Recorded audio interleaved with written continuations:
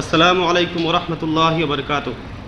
الحمدللہ رب العالمین والصلاة والسلام علی رسولہ الامین وآلہ وصحبہ اجمعین، اما بعد۔ محترم صدر مدرسین اور میرے عزیز طلباء بھائیوں، آج میں جس عنوان پر لب کشائی کرنا چاہتا ہوں وہ یہ ہے تحریک آزادی ہند میں مسلمانوں کا کردار۔ محترم سامعین، 16ویں صدی عیسوی میں انگریز تاجر بن کر ہندوستان آئے اور ایسٹ انڈیا کمپنی کے نام سے تجارتی کمپنی کی بنیاد رکھی اور اپنی شاطرانہ چالوں کے ذریعے پورے ملک کو اپنی غلامی کے زنجیروں میں جکڑ لیا۔ سونے کے چڑیا کے نام سے مشہور اس عظیم ملک کی دولت کو لوٹنے لگے۔ لڑاؤ اور حکومت کروں کی مکارانہ پالیسی اپنا کر پرامن ہندو اور مسلمانوں کے درمیان منافرت کی بیج بو دی۔ ملکی تہذیبی و تمدنی، سماجی و اقتصادی زندگی میں اپنی حیاسوز تہذیب کے اس انمیٹھ نقوش چھوڑے۔ غرض ان کا ظلم و استبداد جب حد سے بڑھ گیا تو ہندوستانیوں کے اندر اپنی غلامی کے خلاف آزادی کا احساس جاگا اور انگریزوں کے خلاف جد و جہد کرنا شروع کی۔ اس جد و جہد آزادی میں جہاں برادران وطن نے قربانیاں دی، وہی مسلمانوں نے بھی تن من اور دھن کی بازی لگا دی۔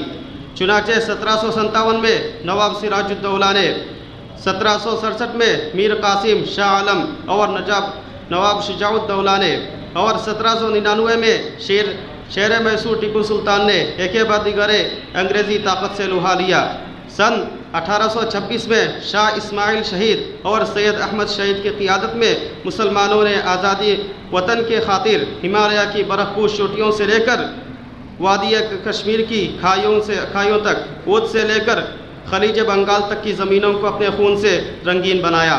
محترم حضرات، 1857 کی بغاوت میں مسلمانوں خصوصاً علماء کرام نے کیا کردار ادا کیا، اس کا اندازہ بغاوت کی ناکامی کے بعد انگریزوں کے ان مظالم سے لگایا جا سکتا ہے جو انہوں نے ان پر ڈھائے۔ چونکہ انگریزوں کو سب سے بڑا خطرہ مسلمانوں کے دلوں میں موجزن جذبہ جہاد سے تھا، اس لیے اس جذبہ جہاد کو کچلنے کے لیے قرآن کے نسخوں کو جلاتے، ان کی بے حرمتی کرتے اور علماء کرام کو اپنے مظالم کا نشانہ بناتے۔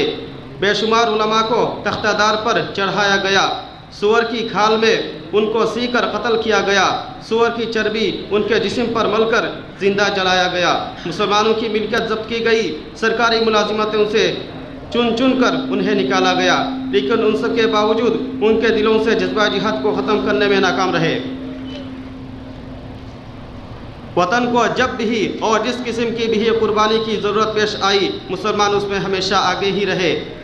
محترم سامعین، تحریک ترک موالات پر ہزاروں مسلمانوں نے سرکاری ملازمتیں چھوڑ دی۔ ہندوستان چھوڑو آندولن میں کرو یا مرو کا نعرہ یوسف مہر علی نے دیا۔ تحریک صلح فرمانی کے موقع پر گرفتار 90,000 افراد میں سے 44,500 مسلمان تھے۔ ٹیکس مت دو تحریک کی قیادت سرحدی گاندھی خان عبدالغفار خان نے کی۔ 1931 میں فنڈ کی فراہمی کے لیے گاندھی جی نے 1 کروڑ چندہ کی اپیل کی تو تنہا ایک مسلمان عمر سبحانی نے 43 لاکھ روپے جمع کیے۔ سبھاش چندر بوس نے آزاد ہند فوج بنائی اور اس کے اہم عہدوں پر مسلمان فائز تھے، اور برما میں جب انہوں نے چندے کی اپیل کی تو اکیلے ایک تاجر عبدالحبیب مارخانی نے 1 کروڑ 44 لاکھ روپے دیا۔ اس کے علاوہ مولانا عبدالکلام آزاد الہلال البلا کے ذریعے، مولانا محمد علی جوہر کامریڈ اور ہمدرد کے ذریعے، اور مولانا علی خان نے زمیندار کے ذریعے مسلم عوام کے دلوں میں برابر آزادی کی روح کو پھونکتے رہے۔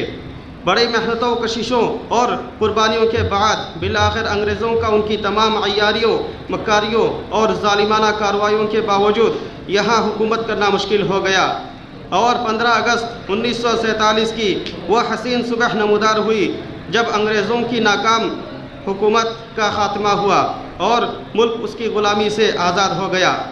محترم دوستو، آئیے ہمارے علماء مسلمان ہند قربانی کی بدولت اس جشن یوم آزادی کے موقع پر ہم یہ عہد کریں کہ غلامی کو ہم کبھی برداشت نہیں کریں گے، اور اپنی آزادی کے لیے چاہے وہ سیاسی آزادی ہو یا دینی سماجی آزادی ہو، ہر وقت تن من اور دھن کی قربانی پیش کرنے سے کبھی دریغ نہیں کریں گے۔ واخر دعوانا الحمدللہ رب العالمین۔